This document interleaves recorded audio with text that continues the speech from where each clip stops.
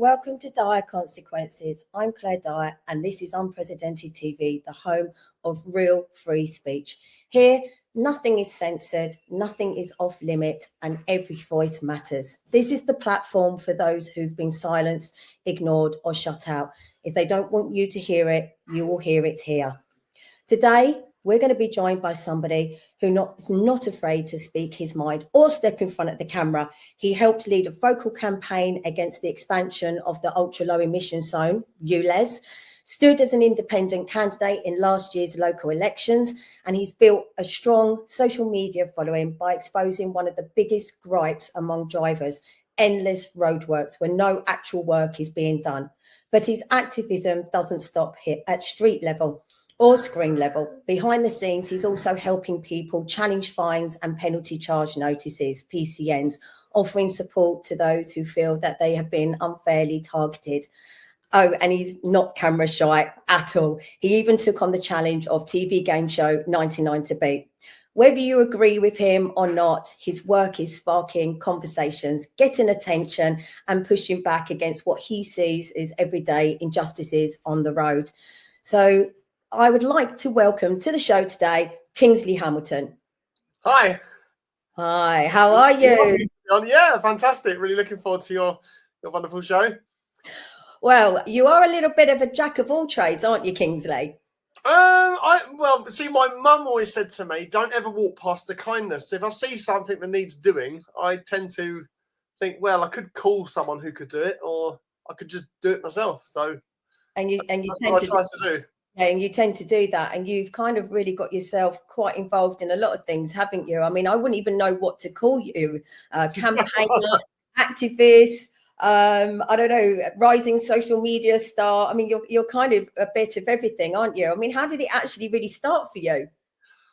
Again, so it's just seeing things that were wrong, seeing injustices. I mean, it literally starts with little things. So as a child, my mum would say, you know, if you don't walk past the kindness. So if I see a bottle on the floor next to the bin, I do sometimes pick it up. Girlfriend sometimes says, don't do that, it's dirty.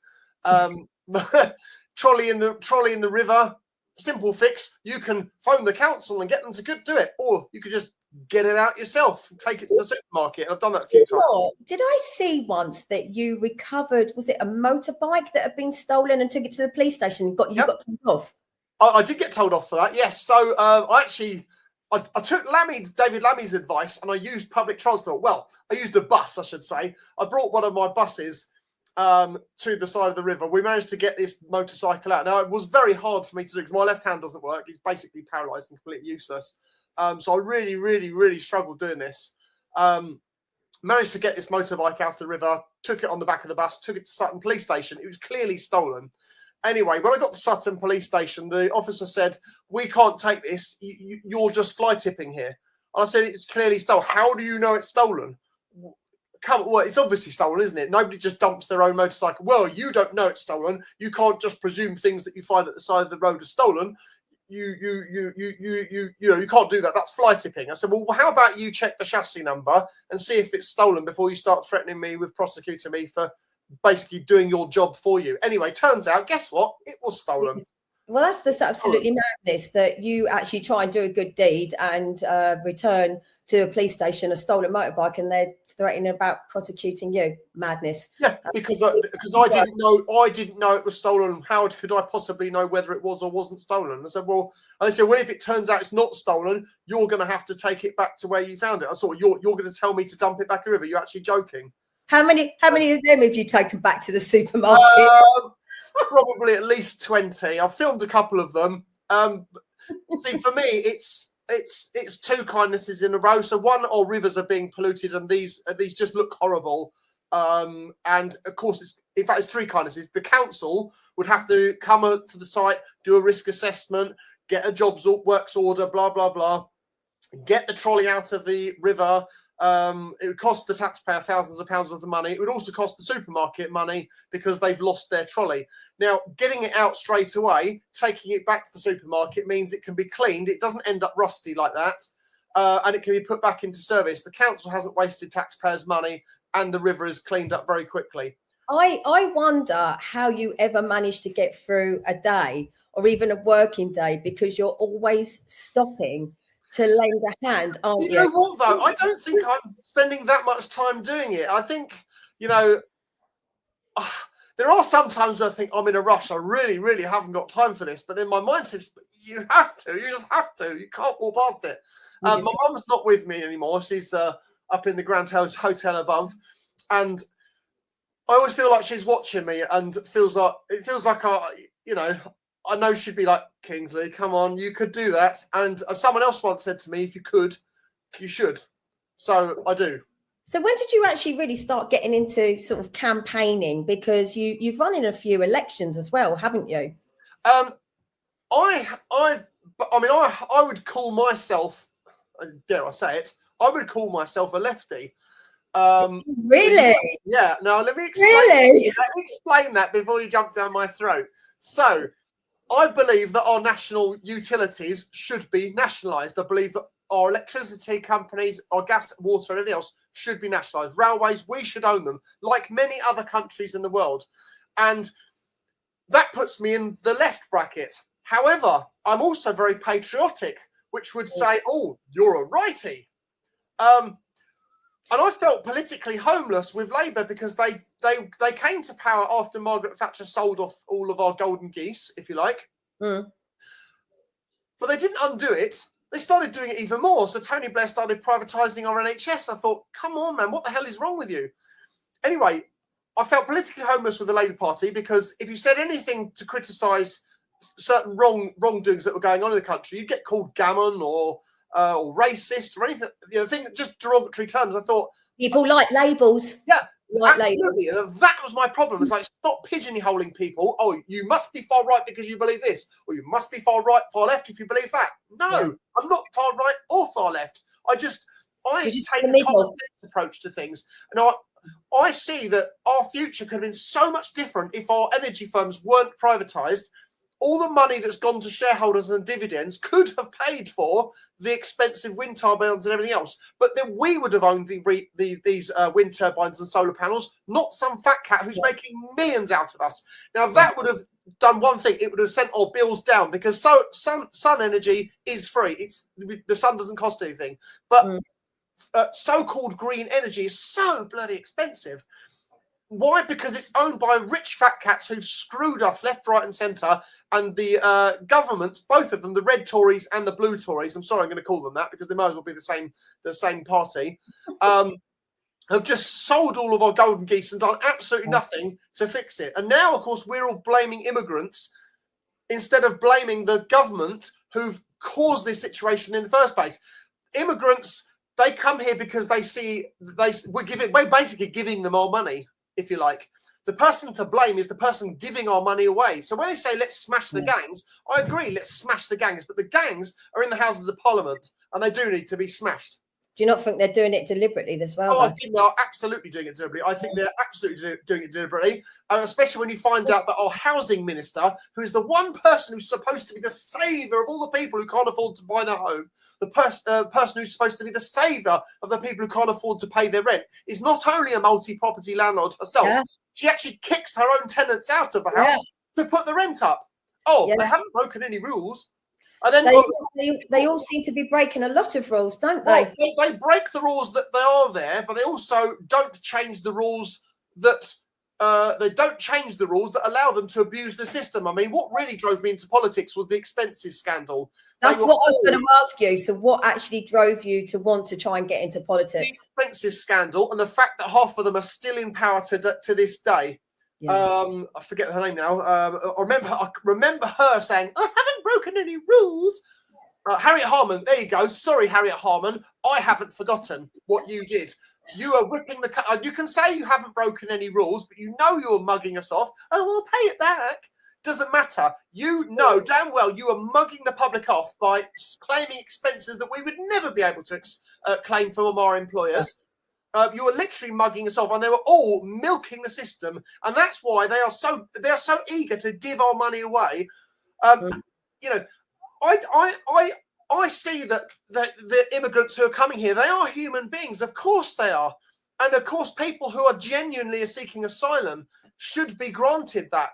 and we should look after them. We shouldn't treat them badly. However, there was a comment made by a Reform politician saying tents are good enough for them in Calais. Why aren't they good enough for them here? And the response was, how dare you? You're racist. It's inhumane. It's inhumane. It's terrible. You couldn't possibly put human beings in tents. Now, that's all very well, and it's a noble gesture. But what about the guys who are already on the streets? Now, the issue I have is where you say, we're really sorry, Mr. Soldier, who served for many years for your country. There's no money left, whilst getting loads of money and just throwing it in the background to somebody else. So that's not a problem. You have got the money. You're just choosing not to spend it. Yeah. And on tents, sorry, just one more second. On tents, that man who's sleeping in the doorway, he's not even allowed a tent because the council come away, clear his tent away and throw all his belongings in the bin because he's littering. That is actually happening. It's actually, I mean, it's disgusting. So all these virtue signals saying, oh, you know, we should be dishing more money. Fine.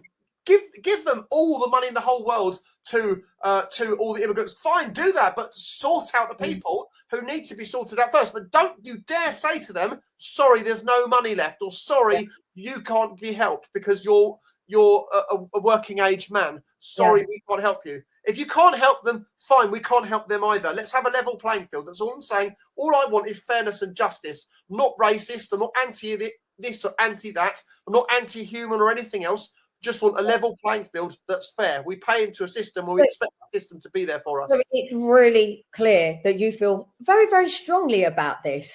About all of, I mean, so many people do. So you, it's what drives people to not want to pay tax. Yeah. Oh, 100%. Yes, definitely. And will we end up getting to that point? I don't know. A lot of people are threatening it. But so you attempted to get into politics, what, three times? I can't even remember how many times now, to be fair. But I've stood as an independent a few times.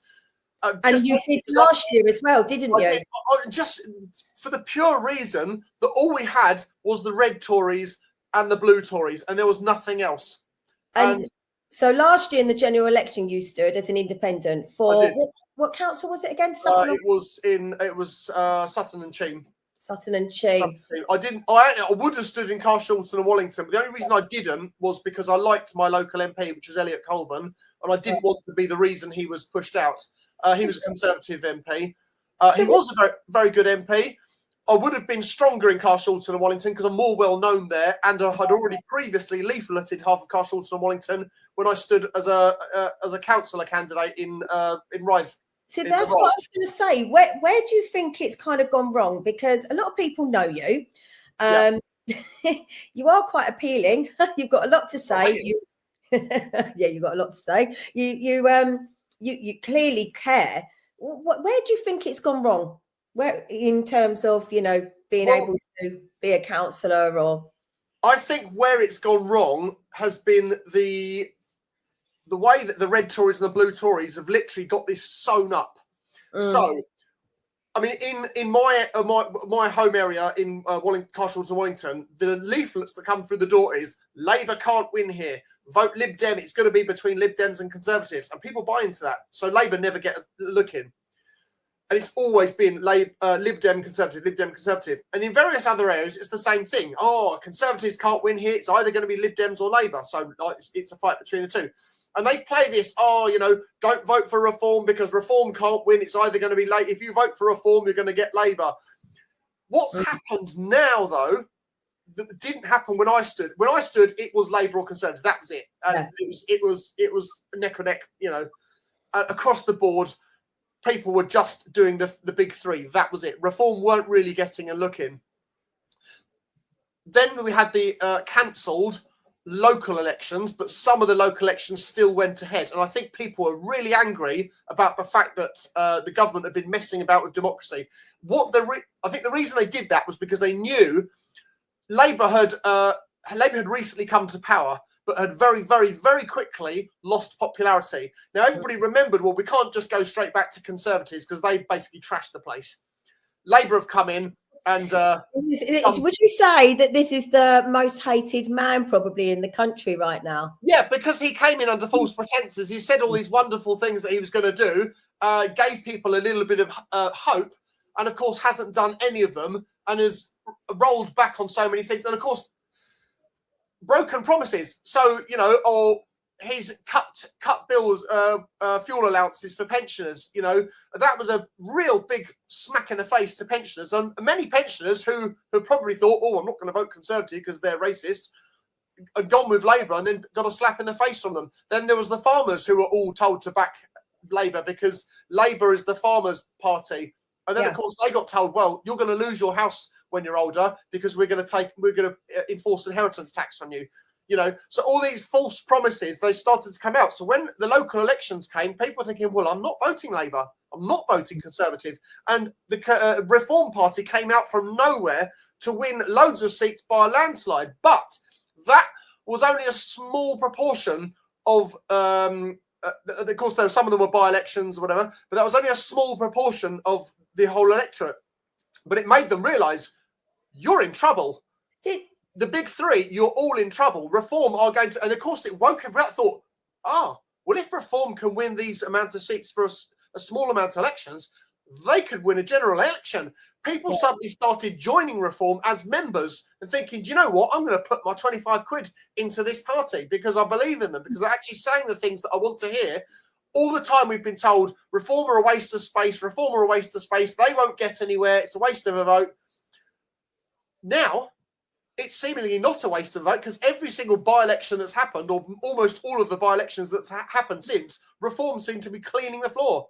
So I'm gonna ask you. So obviously, up until that point, before kind of Reform, did you start to kind of lose a little bit of faith in any of the political parties?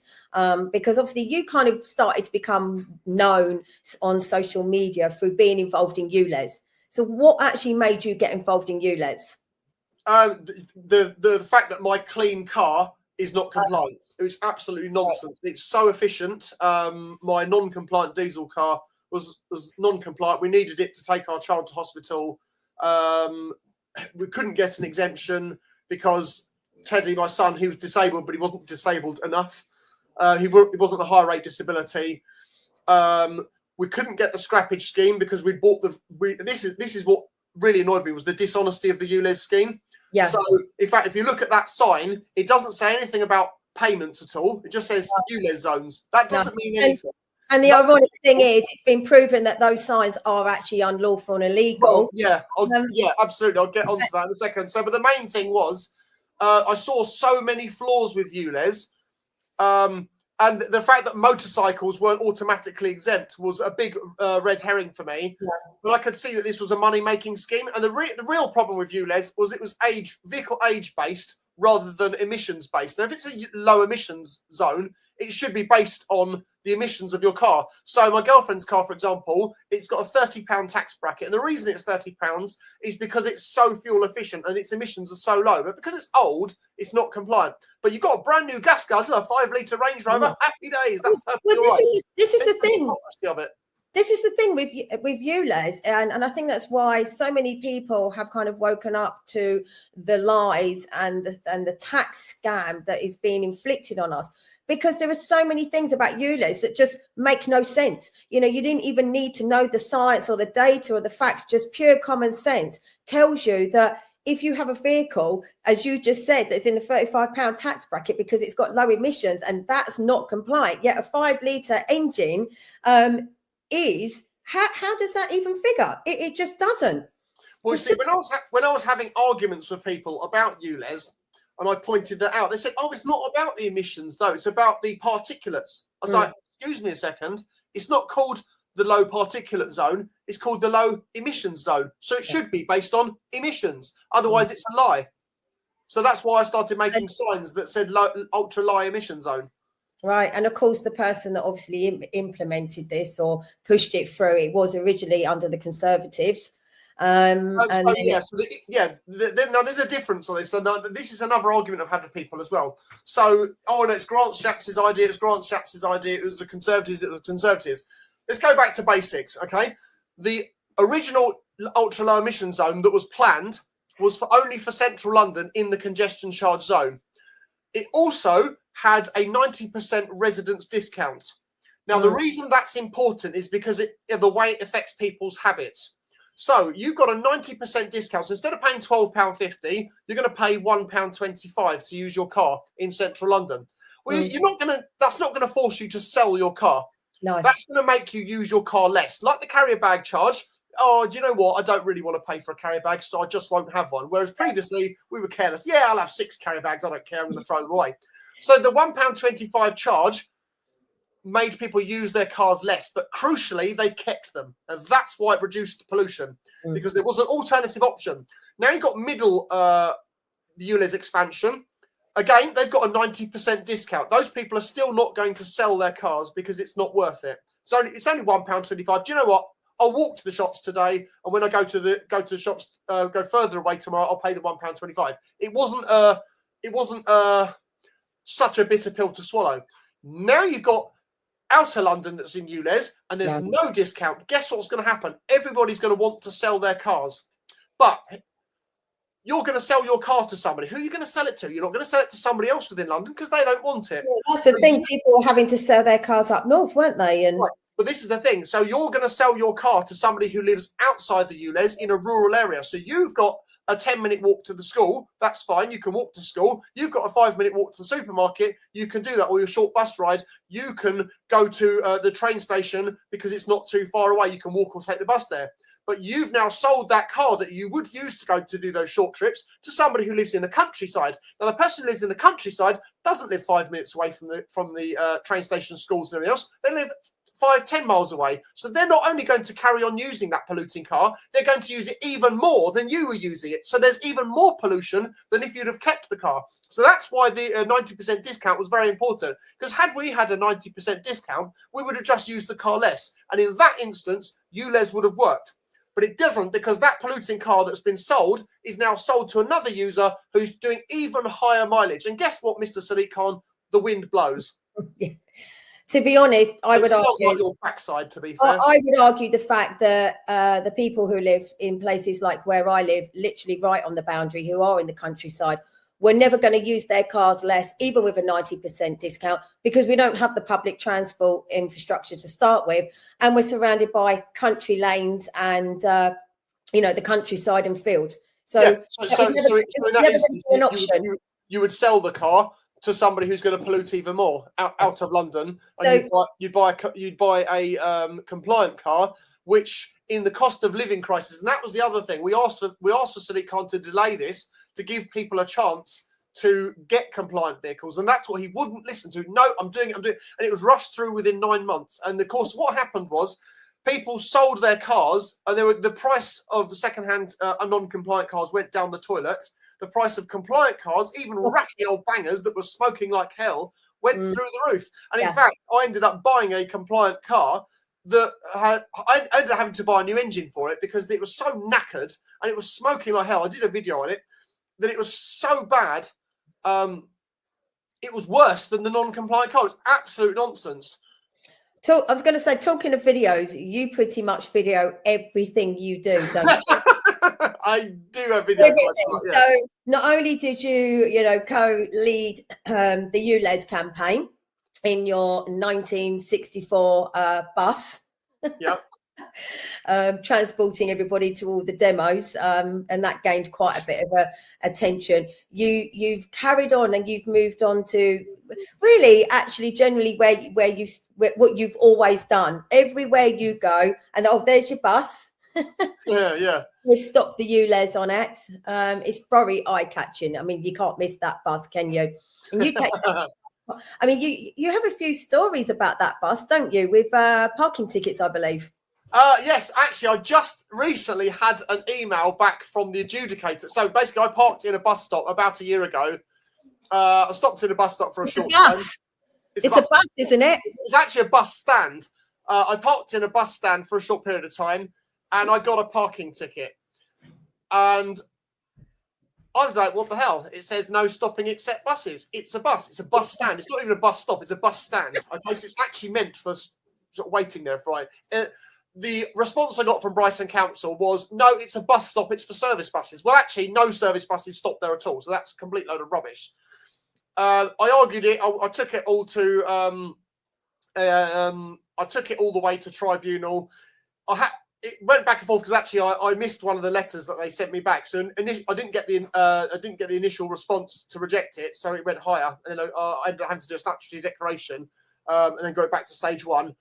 When I got back to stage one, I filed the appeal correctly, but it went to adjudicator. Adjudicator, they dropped it at the last minute because my evidence showed actually you've used the wrong sign. The sign should have said no stopping except local buses, but it said no stopping except buses. Well, clearly, Your Honour, this is a bus. This is a bus. Yeah. In a bus stop. That's what a bus stop is for, stopping a bus. And of course, they dropped it. So I won my case. But they actually, Brighton Council then sent me an apology letter saying, oh, we're sorry for any inconvenience. So you're not sorry. You're sorry you got caught by somebody who knows what they're talking about. And then a few days ago, but actually a couple of weeks ago, I got another one in exactly the same bus stop, same bus. And we're going to go through it all over again. Right. And we are now going to go for a quick break so you can have a breather. And we're going to look at a couple of trailers. Thank you.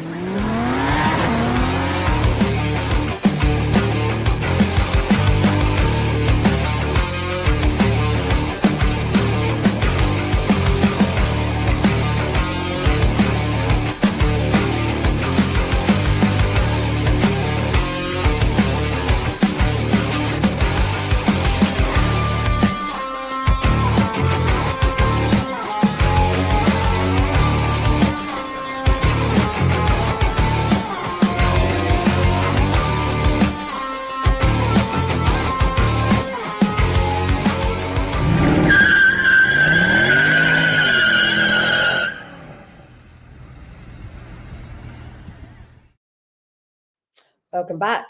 So Full Throttle, definitely one for you, and definitely sounds interesting. Yes. I think you were watching that thinking, yeah, I'd love to be on that. Do you want to be? Yeah, definitely. Do you want to be on that? I'd love to do a show with you. Absolutely. I think you could talk more on that show than you can on this one, for sure. Well, we'll give it a go and see what happens. Well, as I said, you're a jack of all trades. You know a lot about a lot of things. And just before that advert, you were talking about obviously your own parking ticket, but you also help people behind the scenes with their PCNs and their fines as well, don't you? Yeah, I do. And to be fair, see, we say PCN, there's penalty charge notice and there's parking charge notice. And I try and explain the difference between the two. So a penalty charge notice is where you park on a public highway and you breach a rule. Now, inadvertently or not, if you breach a rule, you're liable. It's as simple as that. There's no, oh, sorry, I didn't know. What people don't realise, though, is when you go into private property, the agent that gives you a PCN does not have the same authority that the enforcers of the public highway do. But they'll still call it a PCN to make you think that it is a penalty charge notice, but it's not. It's actually called a parking charge notice. But they say parking charge notice, PCN. Now, what that is actually an alleged contract. Now, I say alleged contract because it doesn't necessarily mean that a contract has been formed. Now, again, they are not enforcing bodies. This is what people don't seem to understand. They can only enforce a contract that is real. For a contract to be real, it needs offer, consideration, and consent. Now, consent is the very important thing. You cannot accidentally consent, you cannot inadvertently consent, and you cannot negligently consent to a contract. It's as simple as that. There's no, oh, well, yeah, but no. That's the law. The contract law is very simple. So what the claimant has to do, they have to say and prove that you've entered into a contract. Now, they will say, you saw the signs, you breached the terms, you overstayed by 10 minutes or whatever it is, or you parked in a space that you weren't permitted to, or you didn't just display a permit or whatever it is. And therefore, you agreed to a contract. But let's give you an example. So you go into a supermarket and you spend maybe £200 or £300 doing a massive shop, and it's got a 90-minute wait, okay? And you go over it 90 minutes. Stop you because I kind of tried to ignore it, but who was that just walked behind you? Oh, sorry, that was Sarah, my girlfriend. Apologies. Went to the fridge, took. I don't know what she took from the fridge. I didn't see, to be fair. It was Sarah, was it? She wasn't going to whack me over the head with a frying pan, was she? No, I don't think so. Oh, that's all right then. I would warn you. That's all right. Just yeah, so, as I was saying, so when you're in a supermarket and you spend a lot of money, you might, for example, go over your time limit by a few minutes, and it's not deliberate, it's inadvertent. Now, in your appeal, you'll say, I'm really sorry, I didn't do that on purpose. They don't care. If that was a yellow line on a public highway, the answer would be, well, it's tough. You've broken the law.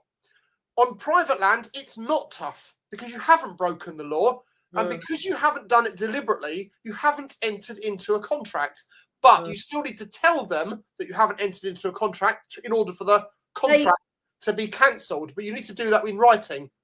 Sorry, we've just brought up the video of your latest escapades because, you know, I would say you have your own war going on. Far cool work going on. I'm just going to be clear, I didn't swear there. I said far cool work going on. I'm very clear when I do my video. It's really driven being the word, by the injustice that is being inflicted on the motorist. And I think you've almost made it your life's mission, haven't you? I have a little bit, yes. Yeah, I want to protect. I don't just want to protect the motorists. It's just general injustices. So I mean, that video that you're seeing behind you, that poster says the Mayor of London, funded by the Mayor of London, new council homes here. Well, it's not funded by the Mayor of London. It's funded by you. And there's about 12 properties being built there. And what I was saying there was that those 12 properties are going to make a massive difference to the 1,000 people that came the previous day by boat are now in hotels. And of course, the people who are going to be moving into those council homes are eagerly waiting to get on a boat in Calais to come and take up those residences. Because let's face it, that's basically what's going to happen. The people that are on the council house waiting list are not going to get a look in because, sorry, we haven't got the funding, we haven't got the money. Oh, hello, welcome, Mr. Boatman. You can have a house. Yeah. And then it's rightly getting people cheesed off. Yeah, and all that green belt and green land that is taking any green. Well, that's where it's all going, isn't it? Let's just see. You know, we've got loads of green belt land. Let's just build on it. I mean, when does it stop? When do we say no? We don't want to give up our public parks. Yeah. We don't want to build houses on the parks. We don't want to build houses on our school playing fields. We don't want to close railway lines down and build houses on them because that's basically, you know, that's. Potentially, that's a future thing that could potentially happen. I mean, it's happened in the past with Dr. Beeching closing railway lines and then ending up building houses on things and thinking, oh, I wish we hadn't done that because we could have built a road there. You know, we don't want to keep building on. If you've got a hole in the bucket, you don't just keep putting more buckets there. You either fix the hole in the bucket or you get a new bucket. We're gonna hear what you say in the next video that we're gonna bring up. Okay, go for it. It's a lane where there's a lot of roadworks going on. Well, seemingly a lot of roadworks, but it's actually far cool work going on. As you can see by this sign, far cool work is happening. Nothing is happening. As you can see, there's not even a hole in the road. There's a tiny little hole in the pavement. Tooting, yeah, it's on the end of the Northern Line, but in fact the Northern Line's closed as well because, of course, the tube drivers are on strike. A spokesman for TfL said, we're only interested in taking fucking liberties, which is what it stands for. But the Mayor of London apparently is building about 12 council homes here, which is fantastic. That's going to make a massive difference to the 1,000 people that came by boat yesterday. And in fact, the new residents of this home are actually waiting in Calais to be told that they will be able to take up this residence long before anybody else that's been here a long time and pay tax or anything like that. They will, of course, be in hotels for now. But anyway, far cool work is going on. Far cool work is going on in the Houses of Parliament. Far cool work is going on in government because basically nobody gives an absolute shit. There we go. TfL said we're taking fucking liberties. And that's basically all they have to say on pretty much everything because they don't answer any questions. There we go. Hi, 3 to you and back to you in the studio or on the phone, or whatever you're doing. Hopefully you're not driving. See, you are just absolutely, you're crazy. You're nuts. But the thing is, everything you say is true. It's just done in just absolute sheer madness. And as I said, I don't know how you get through a day because you seem to find all of this stuff. It's just there. Everywhere you turn, it's there. I probably make about 20 videos per day and upload maybe 2 or 3 of them to social media. Yeah, I just don't get time to upload them. You know, everyone in the gallery is laughing at that. because, as I say, it comes across as absolute madness, but I actually think it's quite clever the way you put things together. The thing is, I mean, I tried to make light of the situation, but what's happening in the country is driving the public to madness. And so apparently, I'm just going to stop you. So apparently the producer is terrified by the language, but just to correct, you're not actually swearing, are you? I did say farking, FAR space KING, and I did use the S word a couple of times. Oh, yeah. But, the F word is the worst, but you're not actually the F word is farking. Yeah. And that's actually my hashtag is Far King Roadworks. Objection sustained, apparently. Thank you. But I was just saying, it's like everywhere you turn, you see all of these injustices everywhere. It's like from the moment you open your eyes, you're just seeing it. But well, this morning I came to Saltbox Hill in Biggin Hill, and there was a lady that was standing at the bus stop. I was just about to do a video at the top of Saltbox Hill because they'd just closed it. The Saltbox Hill is obviously in Biggin Hill, where I live, in our village, that is always inflicted with roadworks and it's always cut off. And it's driving the residents mad. So there was the road closed signs were there. I changed the road closed signs to road ahead FAF space star CED, which it actually means farked, FARKED. And more Far King Roadworks going on. Anyway, there was a lady standing at the bus stop, and then another lady turned up, and the 464 bus stopped and seemed to be terminating. It wasn't going any further. So I went up to the lady who was at the bus stop. I said, "Are you okay? Is the bus not going down the road? What's happening?" And the bus driver said, "I basically can't go any further because the road's closed." And the lady said, "I need to get to Hyams Farm, which is halfway between Addington and Biggin Hill." And I said, I'll drive you up there as far as I can in my minibus. So I did that. Anyway, I got to the road closure, and the bloke said, "Oh yeah, I'll let you through let you through." So I went back to my minibus to go and come through. And by the time I got back to my minibus, he'd reclosed the road again. I was like, "Come on," he just said I could come through. Anyway, he opened it, let me through. But yeah, so I couldn't walk past that lady that was standing at the bus stop and leave her stranded, knowing that it would have taken me 30 seconds to run her up the road. So I did do a video on that, but you are literally a good Samaritan for drivers. But I wouldn't even just say that you are a good. There you go. We need to change.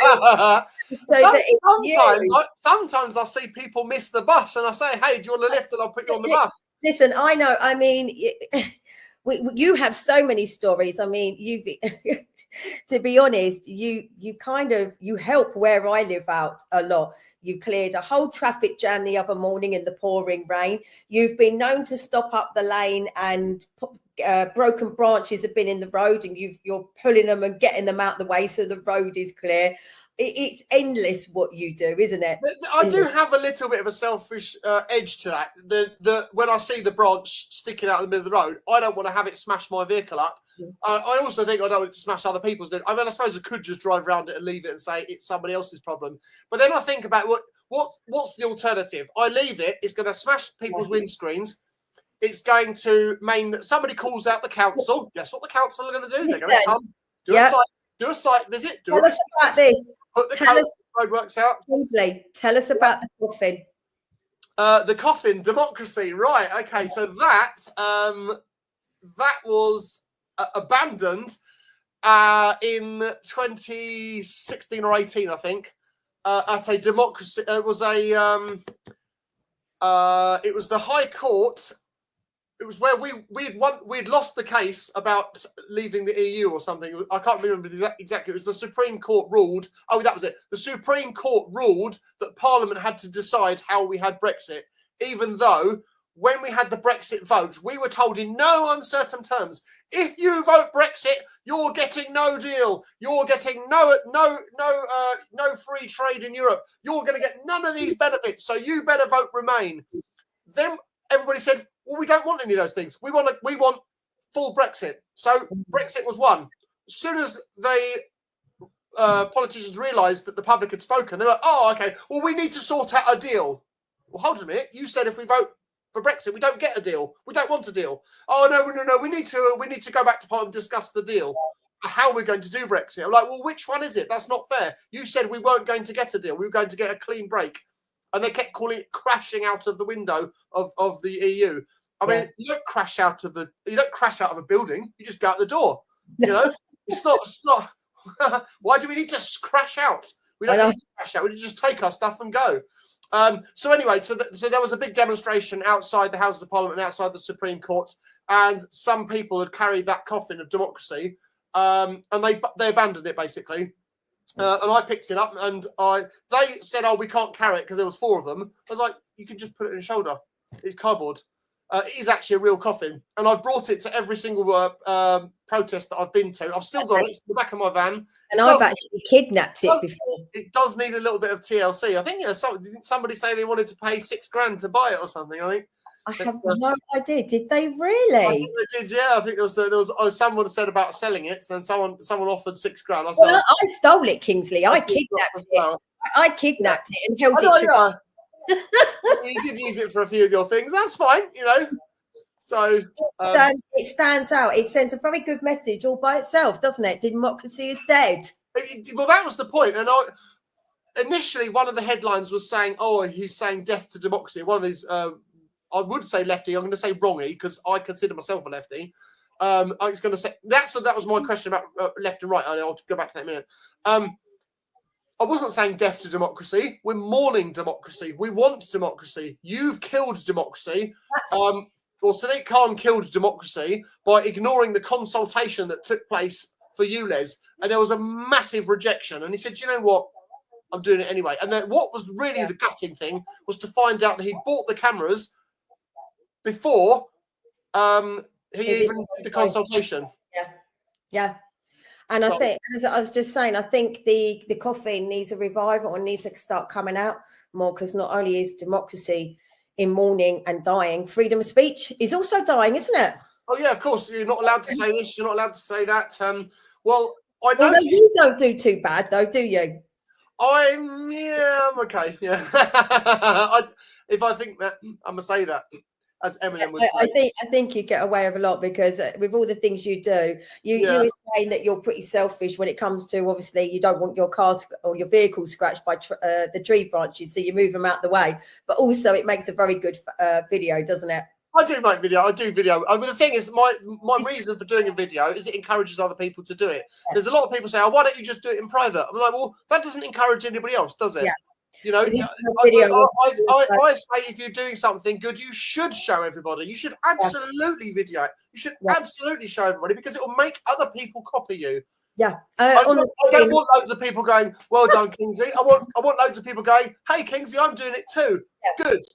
And that's how Tom Benson. On the screen, we've got Lucy Connolly, obviously, who was imprisoned for hurty words. Yes. You know, and there's a lot of people like you out there, like you just said. You know, you do the videos because it gains media attention, but also it's to try and show that anybody can just stop. Absolutely, yeah, absolutely. I would love it if everybody just looked after their own areas, treated the areas with respect, picked up a bit litter sometimes. You know, if you see a problem, you know, there's that thing: see it, say it, do it, or My team want you to be their patron saint, Saint Kingsley of ULEZ. But I'm definitely not a saint, so I won't be able to do that. I don't think. I mean, I could be a patron, I suppose. But on that Lucy Connolly thing, actually, I just want to quickly touch on a point with Lucy Connolly. So Lucy Connolly was arrested, and she was immediately remanded. Now that was the thing that put her under pressure. She was remanded whilst waiting for her sentencing or trial. That made her do what I call an equivocal plea. Now, an equivocal plea is where you plead guilty to something that you know damn well you're not guilty of, but because you want to get the case over and done with. Yeah. Now, the reason Lucy Connolly, she wasn't even guilty of her crime, and I'll tell you why. There were 4 crucial words on her statement that she wrote on her tweet. And those 4 crucial words were, "For all I care."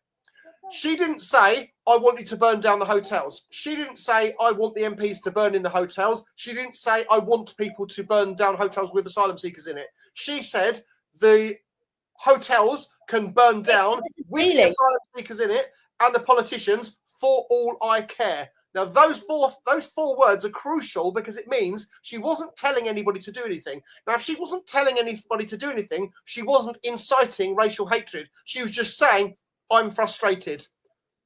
That was why she should not have been convicted. But because she was remanded in custody, she was advised the quickest way to get it out is to plead guilty and get a slap on the wrist. But the thing was, what she didn't understand was the fact that she was remanded should have told her they're not going to give you a slap on the wrist because they're really gunning for you and they want to make an example of you. And unfortunately, what she should have done was pleaded not guilty and just stuck with the remand and then claimed compensation for being remanded falsely.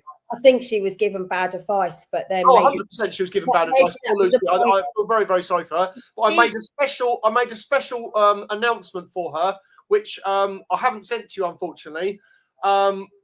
But I did it on my megaphone outside Downing Street. And it's kind of similar to the railway announcement that you hear on the trains. Now, on the trains, they'll say, please remember to keep all your personal belongings with you at all times. If you see something that isn't right, you can report it to the police by texting blah, blah, blah, blah, blah. See it, say it, sorted. So my advice was, welcome to Great Britain. If you say something that isn't right, you'll be reported to the police. See it, say it, get arrested. Definitely. In fact, if you say anything or see anything, you're probably going to be in fear of getting arrested off the back of Lucy Connolly, because I think that was the message. That's why they made an example out of her. Yeah, because I'd love to meet Lucy Connolly and shake her hand, poor girl. It was to silence everybody else, effectively. She was saying what a lot of people think. And what she said, she probably shouldn't have said it online, but she did say, for all I care. She wasn't encouraging or telling somebody for all I care. That's more of a feeling, isn't it? It's like, of course, absolutely. Because she said those 4 words, it was just, that's how I feel. Exactly. It was an opinion. It wasn't an encouragement. She wasn't saying, get out there and do it.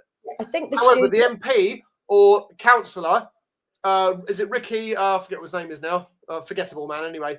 Ricky Forgettable, we'll call him that. He told people to slit the throats of protesters. Ricky Jones, the best. Ricky Jones, there we go.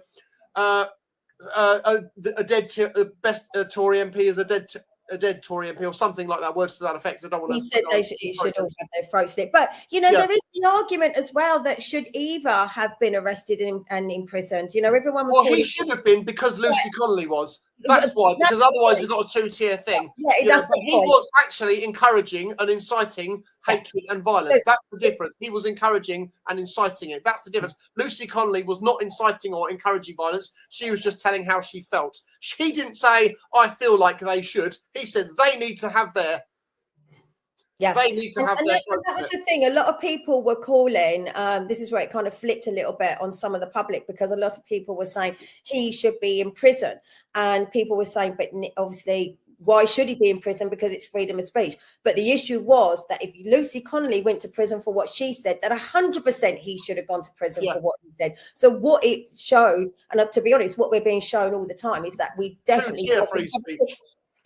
We have 2-tier justice system, 100%. 2-tier justice and 2-tier what you can and can't say. Yeah. Really, neither one of them should even have been arrested, charged in the first place, because it's freedom of speech. Yeah. Although I say, one was inciting it, he didn't actually commit a crime. Oh, your ghost is back again. Cover up. He's back at the fridge again. But so there's a lot of things that are really trying to anger people, Yeah. The main thing is Lucy Connolly shouldn't have been arrested, charged at all.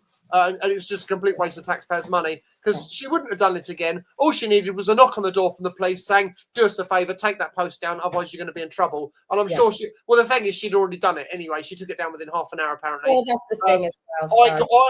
I had similar when I've got a few minutes. You have, but we have got we're going to have a little video of a man who is inciting stupidity that you might like. Okay. If the studio is going to pull that up. After a tough day, I love a samosa. Got to be with chili sauce and tomato ketchup. It's a must. That was a makeup, man. Foundation and blush is not very expensive, bro. Come on, man. Hey, man. Hey. Thanks. Lip gloss. Are more underground train lines getting mobile data connections? Yes. So the Elizabeth line is fully connected to 4G. Most of the Northern line and Jubilee line and Victoria line are, all lines are used, but also the Central line and the Piccadilly line. We're rolling out to the DLR, to our stations, to our platforms, to our tunnels. So very soon you'll have 4G and 5G, and so no excuse not to take my calls when I'm ringing the office. So what do you think and feel when you see this, Kingsley? What the tubes? Well, just the whole thing. I mean, before he went on, did he call somebody bruv? I think he's trying to be young and hip, isn't he? Well, that's the thing. I think he tries to be young and hip and cool. Especially when he takes his pictures where he's just got his coffee and then it's a distraction from the fact that when he's in City Hall, he's a rude, very rude, just very just very rude to all the other people who are in City Hall with genuine concerns, and he just dismisses them left, right, and centre. Do you know what? So we're just wondering if this video is parody or real. And to be honest, I have thought the same thing sometimes about when he's being asked questions by the GLA. There's something about it that makes me wonder if it's all for show. What do you think? Oh, it's 100% is for show. I mean, he is a very good showman. There's no doubt about it. But he's just so arrogant with it. When he's nice, he's lovely, and he works the cameras, and people fall for it. Oh, Sadiq Khan is so lovely, but people don't see what happens in City Hall when he's asked genuine questions, and he just, I'm not talking to you. I'm not answering. My producer absolutely hates him. I don't like him as a person. No, I mean I would be respectful if I saw him because Really? Yeah, Would you really? I still think that you cannot be civilized if you can't be civil. So I do, to be honest, I do agree with you. I do think because you have to be better, we need to be better. You think all the activism that you're doing, but not even that, campaigning, all the people that you're helping behind the scenes. I mean, you can't drive 5 minutes down the road without stopping your vehicle and getting out and helping somebody, whether it is cutting branches. There's lots of other people who do that as well, I'm sure. Getting back to being civil, though, and us being nice to each other, what's happened recently? This big rally. I'll just stop you a second. Would you? Okay, I totally agree, because I think there's, it's even when you're debating something, if you start arguing or insulting, it doesn't matter if you're right, you're automatically in the wrong. So I 100% agree with that. But okay, you said if you saw him, you would be polite, but would you hold him to account? Absolutely. Oh, of course. I wouldn't just. I wouldn't. Absolutely. Of course. I would say, why haven't you listened to the points of view that we've put across about, people who are stuck in the little gaps between, people who can't claim the scrappage scheme for ULEZ, people who can't sell their car, people who, people who've had their cars adapted and spent a lot of money on their cars being adapted because they've got disabilities, and then being told, well, sorry, because your engine's the wrong year, it's no good. Things like that. There's so many people who've fallen into cracks that they can't get out of because they can't afford to come spend 20, 30 grand having the next car converted or whatever. He's apparently got an old car. Not to mention that he obviously drives. Well, he's a multi-millionaire, isn't he? He can afford whatever he likes. But that's the problem, isn't it? The notion that the Labour Party represents the poor people is just absolute nonsense. They're not. They're just the red Tories. I'm sorry, and they're not the left. This is what I have a problem with. So I would consider myself a lefty, in that I believe that in nationalised industries, I believe in fairness, I believe in working for a living. But I would also like to own my own home and not have a mortgage strung around my neck that's unaffordable. I'd also like tenants who can afford to pay astronomical rents to be able to pay the mortgage that's less, instead of making the landlord that's basically doing nothing own the house. To me, that's just modern slavery. I'm going to go on, carry on. I'll let you finish. So the Labour Party are not the left, and the people we call the left are not the left. They are the wrong. So you might call me far right. Well, you are the far wrong. I'm going to say, I'm going to think this last photo probably sums you up. Tell us where that hat came from. Sarah bought it for me for my birthday. And you wear that quite a bit. Now, when you're I do wear that now when I'm doing my roadworks videos, yeah. So no. I've just sent you on WhatsApp the link, sorry, not the video, my roadworks, and not my roadworks, that was my See It, Say It, Get Arrested video, which is quite amusing. I did that outside Downing. Sorry, you've sent me your what? The video of me outside Downing Street with a megaphone. Welcome to Great Britain, or welcome to London. I did see that. I did see that. And you know what? We have run out of time, Kingsley. Oh, that's a shame. But you are definitely going to come back on, and you'll have to remember to then show that video of you outside Downing Street, because that is actually a really good one. There's so many things. It's just the way you speak. You're crazy. Oh, thank you. You're definitely crazy and naughty, but you at the core you have a very, very good heart. Oh, thank you. When I see, and even the people around Biggin Hill are now starting to, they're starting to see you. They saw you today with your hat on. There was a man with a very code hat. So, you know, yes, that's me. So the people of Biggin Hill are quite often eternally grateful for you stopping and the lifts that you give people there. That's what they saw today. They saw a man with a hat on, and I put the picture in, and they said, yeah, that was him. Yeah, that's Kingsley. Fantastic. So thank you for coming on, Kingsley. You're welcome. Thank you for having me. I know, and I know you have far more to say, and we're definitely going to have you back on, because you have a lot to talk about. You can cover a lot of subjects. I'll do my best. Thanks, Claire. Well, thank you very much. Okay, anyway, so that brings us to the end of today's show. A big thank you to Kingsley Hamilton for joining me and for sharing his journey, his views, a lot of his views, and the work he's been doing, both online and behind the scenes, whether it's challenging road policies, helping people fight fines, or simply holding the camera up to what others might ignore. It's definitely clear that he is not afraid to ruffle a few feathers in the name of what he believes is right. He's always there to give anyone a lift if they need it, if they're stranded, cut your bushes out the way, clear your roadworks, whatever it is. Kingsley is always there to help, because he hates injustice. So, as always, whether you agree or disagree or fall somewhere in between, as Kingsley said, are you left or you're right or you're somewhere in the middle, these conversations matter, and we're glad you tuned in to be a part of it. So please don't forget to share, subscribe to us if you want to hear more voices shaking things up at a local level and national level, because all these local issues are also national. And if you've got any thoughts on today, then, you know, always comment. So please continue to follow us, to tune in. We've got plenty of shows. I'm Claire Dyer, and this is Dyer Consequences, and thank you.